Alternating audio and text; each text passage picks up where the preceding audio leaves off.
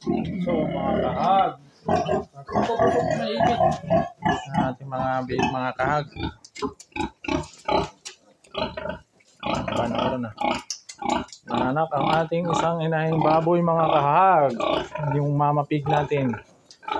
16 pesos yung bibi niya. Gumawa ako ng DIY na kulungan at sana okay lang itong ganito para hindi sila lamigin. Nilagyan ko ng balat ng palay. Ayan, nilagyan ko silang kulungan para pagtapos dumede dito sila kasi hindi sila makakadede agad lahat at saka maiipit sila kung papakawalan ko lang kasi wala tayong gestating pin. Ayan, DIY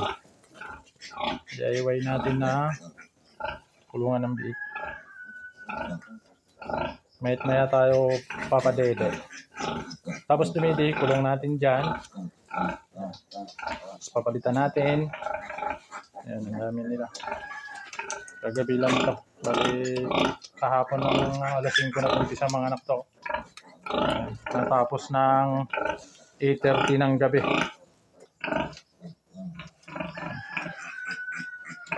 16 pieces piglet. So dito sa kabila naman 12 pieces to. Kaso hindi tayo nakagawang kulungan. Ayan, nangyari, naipit yung tatlo. Ayan naman ay magwa 1 week na yan bukas. Ayan. Di isang linggo na.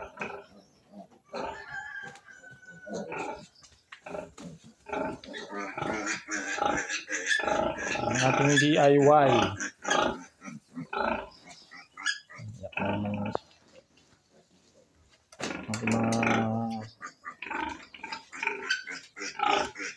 Ang ating mama pig.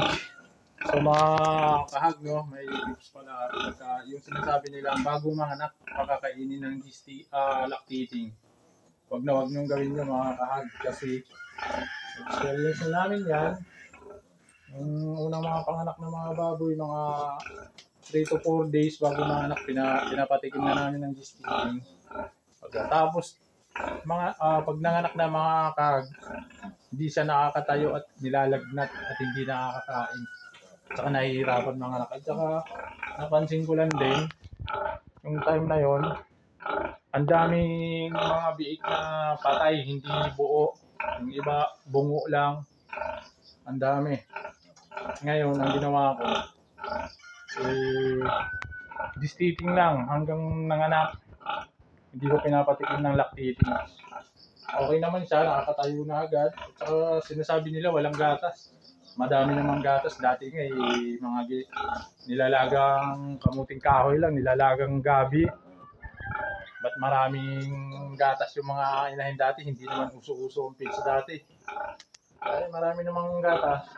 Kasi pagka pinakain nyo ng lactating, naninigas yung didi niya. Kasi yung mga gatas na tumitigas. Kaya nilalagdag. Ayun lang ang ating tips mga kahag. Thank you.